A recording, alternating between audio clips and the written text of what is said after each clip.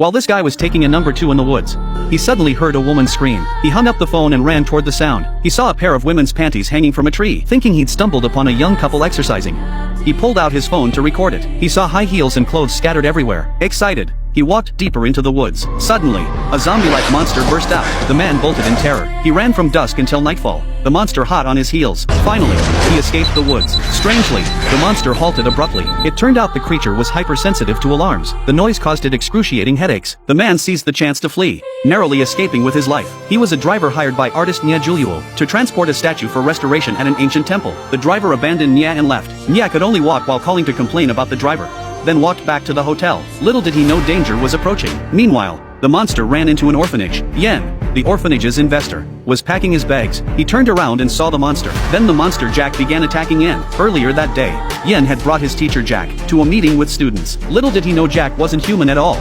He was actually a monster called an earth owl. They disguised themselves as humans by feeding on human blood. Typically, they had their own matched blood pouches. Once they consumed other blood, they couldn't mask the owl scent. Owl hunters would smell it and come to eliminate them. Jack came to the orphanage as a teacher to conveniently feed on his own blood pouch. Yen, as a human, was unaware of this. Jack had been disguising himself perfectly, but when a female teacher approached to shake his hand, her injured left hand emitted the scent of blood. Instantly, Jack was drawn to her. The scene at the beginning of the video unfolded. Jack dragged the teacher into the mountains and devoured her. The blood mismatch sent Jack into a frenzy. Fortunately, another owl, Tom, dragged Jack away. He reported everything to owl leader Lin. Coincidentally, Nya passed by the orphanage. Fortunately, she noticed nothing unusual. Meanwhile, Nyejio returned to the hotel and encountered the driver, but he was already terrified out of his wits. Just then, the hotel's power was cut, followed by someone knocking on the door. Nya quickly hid it turned out to be Tom. At that moment, the driver burst out and was knocked unconscious with a single blow from Tom. It turned out he knew the driver had been bitten by Jack. To prevent the truth from coming out,